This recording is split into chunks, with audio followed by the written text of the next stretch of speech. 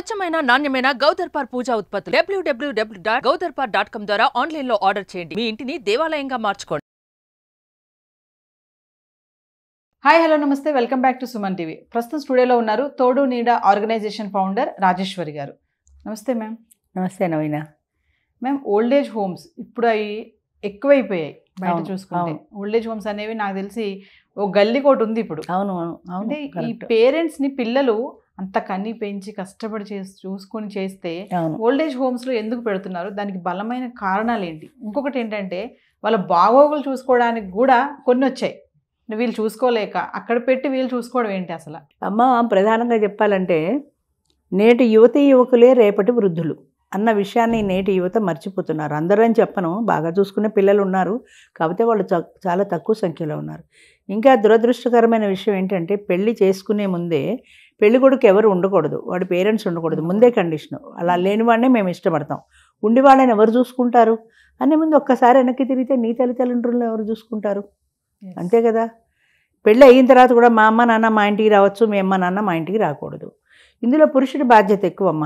నేను ఎంతవరకు కరెక్టో తెలియదు, కానీ ఎక్కడ ఎవరికి ఇంపార్టెన్స్ అనేది ఇవ్వాలి అనే విషయం పురుషుడికి తెలిసి ఉండాలి. తల్లిదండ్రులకి ఇంపార్టెన్స్ ఇవ్వాల్సిన చోట తల్లిదండ్రులకి ఇచ్చి తీరాలి, భార్యకి ఇంపార్టెన్స్ ఇవ్వాల్సిన చోట భార్యకి ఇచ్చి తీరాలి.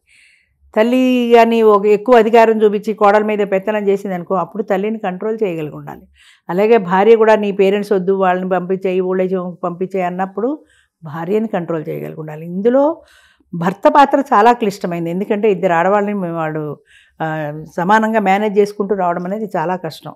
అయితే ఇక్కడ అందరూ మర్చిపోయే దురదృష్టకరమైన విషయం ఏంటంటే తల్లి తండ్రి పిల్లల్ని ఎన్నో త్యాగాలు చేసి పెంచి పెద్ద చేసి ఉంటారు. లోవర్ మిడిల్లో కానీ ముఖ్యంగా లోవర్ మిడిల్ క్లాస్లో, లేబర్ క్లాస్లో చూసుకుంటే వాళ్ళు 4 ఇళ్లలో పాచి పనులు చేసి పిల్లల్ని, మా పనమ్మాయి పిల్లల్ని చూస్తుంటే వాళ్ళు ఏదో మంచి చదువులు చదవాలి, ఈ పాచి పనులు బాధ వాళ్ళకు ఉండకూడదు, వాళ్ళు మంచిగా తయారవ్వాలి, మంచి పొజిషన్లో ఉండాలి అనే బాధతో వీళ్ళు ఎక్కువ కష్టపడుతుంటారు పిల్లల సుఖం కోసమని. ఇన్ని త్యాగాలు చేసి పిల్లల్ని సుఖపెట్టి పిల్లలు మంచి పొజిషన్కి వచ్చిన తర్వాత వాళ్ళు సెటిల్ అయిన తర్వాత అమ్మా నాన్న పడ్డ కష్టాలు మర్చిపోతారు. పెళ్ళి అయిన తర్వాత వాళ్ళకి కష్టమైన సుఖమైన భార్య మాట కాదనలేని బలహీనత వల్లనో, ప్రయారిటీ భార్యకి ఇవ్వడం వల్లనో తల్లిదండ్రులని ఓల్డేజ్ హోమ్కి పంపేస్తారు. ఓల్డేజ్ హోమ్కి పంపితే ఇంకా కొంత మేలమ్మ, కనీసం నెల నెల డబ్బులు కట్టి వాళ్ళని చూస్తున్నారు అనుకోవచ్చు.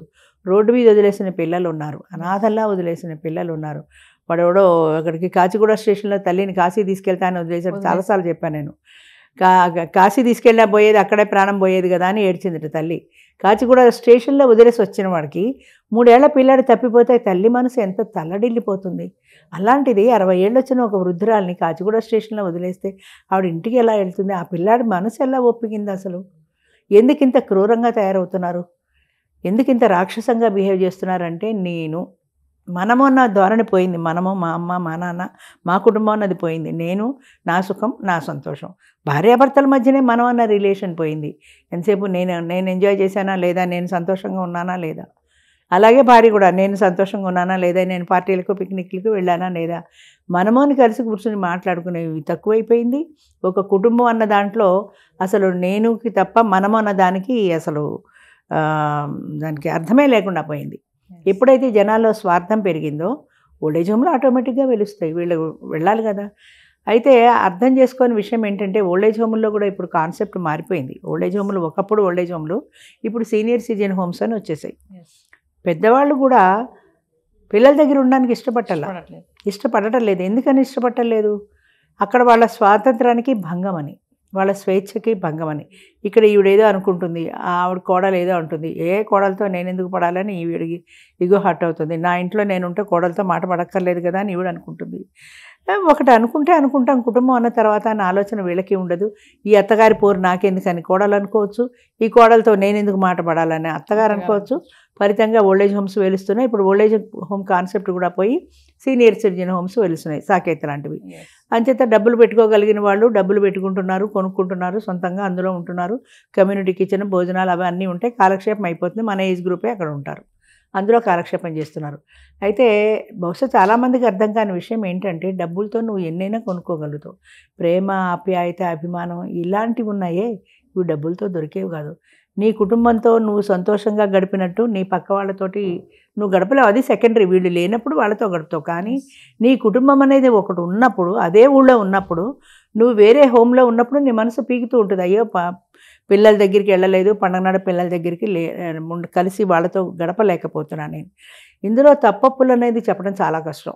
అంటే పిల్లలదే తప్ప పెద్దవాళ్ళదే తప్ప అనే నిర్ణయం చేయలేం, కానీ అది ఇద్దరిలోనూ ఉంటుంది సర్దుబాటు గుణం అనేది. ఇప్పుడు ఫర్ ఎగ్జాంపుల్ నేనే ఉన్నా, నా వరకు నేను చాలా అదృష్టవంతురాలు అనుకుంటా. నాకు పిల్లల విషయంలో అలాంటి సమస్య లేదు. కొడుకులు కానీ, కోడళ్ళు కానీ, కూతురు కానీ, అల్లుడు కానీ అందరూ ఒక ఫ్రెండ్స్ మాదిరి ఉంటారు కాబట్టి ఎప్పుడైనా సరే వాళ్ళ ఇంటికి వెళ్ళడానికి నేను ఆలోచించక్కర్లా, అలాగే వాళ్ళు రావడానికి ఆలోచించక్కర్లా. భగవంతుడి దయ వల్ల హ్యాపీగా ఉన్నాం.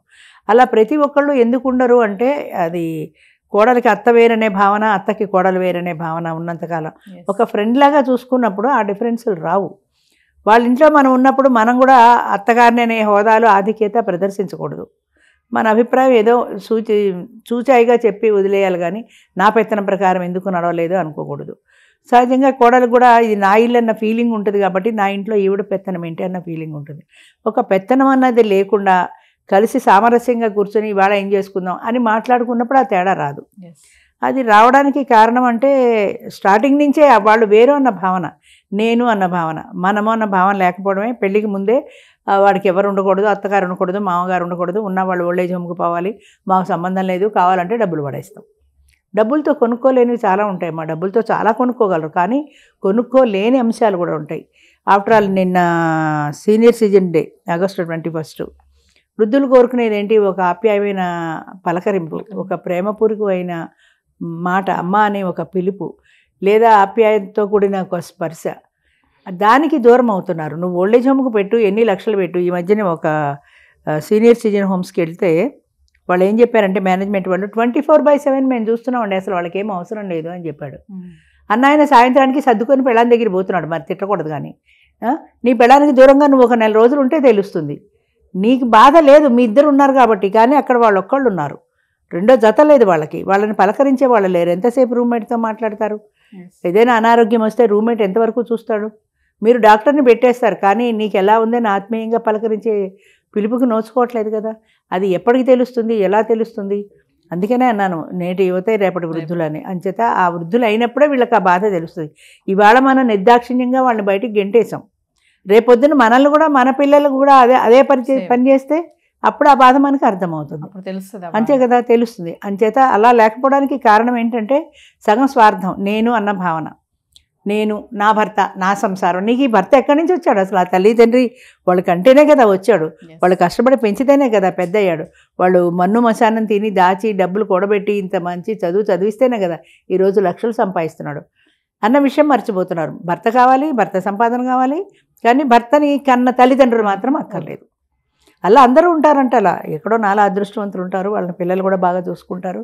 అలా చూసుకొని దురదృష్టవంతుల గురించి మాట్లాడుతున్నాను. ఇంకా ముఖ్యంగా ఏంటంటే పెద్దవాళ్ళు, మా పిల్లలు అమెరికాలో ఉండాలి, లక్షలు సంపాదించాలి, ఏదో మా అబ్బాయి ఫారెన్లో ఉన్నాడని అందరితో నేను గర్వంగా చెప్పుకోవాలని ఫారెన్ పంపించేసిన వాళ్ళు ఈ రోజున బాధపడుతున్నారు చాలామంది. ఎందుకంటే వీళ్ళకి అనారోగ్యంగా ఉంటే వాళ్ళు వచ్చే పరిస్థితి లేదు. ఎంతో మరీ చచ్చిపోయే స్థితి అయితే చెప్పండి, అప్పుడు వస్తామంటారు వాళ్ళు. ఈలోగా ఈ తండ్రి మనసు తల్లడిల్లుతుంటుంది. చీటికి మాటికి సెలవులు పెట్టుకు రావాలన్నా వాళ్ళు రాలేరు. అదే ఉన్న దేశంలో అయితే ఎలాగో అలా జీతం నష్టమైనా పరిగెట్టుకొని వద్దురేమో. వీసాలు, పాస్పోర్ట్లు, ఎన్ని సమస్యలు ఉన్నాయి. ఇప్పుడు కొంచెం ఆ క్రేజ్ కూడా తగ్గుతోంది, పిల్లల్ని ఫారెన్ పంపించాలి అనేది. అంచేత తల్లి తండ్రి అనేది ఒక కుటుంబము అన్న దాంట్లో తల్లి తండ్రి కూడా ఉన్నారు. They are not a additional members of their family అన్న విషయాన్ని మర్చిపోకూడదు. వీళ్ళు కూడా కుటుంబంలో సభ్యులే. కుటుంబం అంటే అసలు అర్థమే మారిపోయింది. భార్య, భర్త, పిల్లలు, అంతే కుటుంబం. వాళ్ళ తల్లిదండ్రులతో సంబంధం లేదు. ఒకవేళ అన్న ఉంటే ఈవిడ తల్లిదండ్రులు వస్తారు, ఆవిడ తల్లిదండ్రులతో సంబంధం లేదు అని రాకూడదు. అసలు వాడు ముందే కండిషను, మీ అమ్మ నాన్న రావడానికి వీల్లేదు. మరి వీడి బుర్ర ఉండాలి కదా, మీ అమ్మ నాన్న మాత్రం ఎలా వస్తారు, వాళ్ళు వద్దు వీళ్ళు వద్దని మాట్లాడగలడా? మాట్లాడలేడు. ఆయన ఎవరో చెప్పాడు నాకు ఒకసారి, మా అత్తగారిని నేను బాగా చూసుకుంటేనే మా ఆవిడ నన్ను చూస్తుందండి, అందుకని మా అమ్మకంటే మా అత్తగారిని నేను బాగా చూసుకుంటానండి అని. అంతే తప్ప నువ్వు చూసేదేంటి అనే ధైర్యం వీళ్ళకి లేదు ఇక్కడ. అందుకనే మగవాడి పాత్ర చాలా క్రూషియల్. అది ఎవరిని ఎక్కడ కంట్రోల్, తల్లి ఎక్కడ కంట్రోల్ పెట్టగలగాలి, కొడుకు భార్యను ఎక్కడ కంట్రోల్ పెట్టగలగాలి అనేది తెలియాలి. ముఖ్యంగా పెద్దవాళ్ళు అయిపోయిన తర్వాత వాళ్ళ జీవితంలో వాళ్ళు కోరుకునేవి ప్రేమ, అనురాగం, ఆప్యాయత, ఒక ఆత్మీయమైన స్పర్శ, అమ్మ అనే పలకరింపు అని యంగ్ జనరేషన్ కూడా తెలుసుకొని వాళ్ళు ఉన్న నాళ్ళు ఉంటారా? చివరి దశకు వచ్చేసారు, 3/4 జీవితం అయిపోయింది, ఆఫ్టర్ ఆల్ 1/4 జీవితమే కదా అని వీళ్ళు కూడా వాళ్ళు అర్థం చేసుకోగలిగితే హ్యాపీగా ఉంటారు. Thank you. థ్యాంక్ యూ అమ్మా.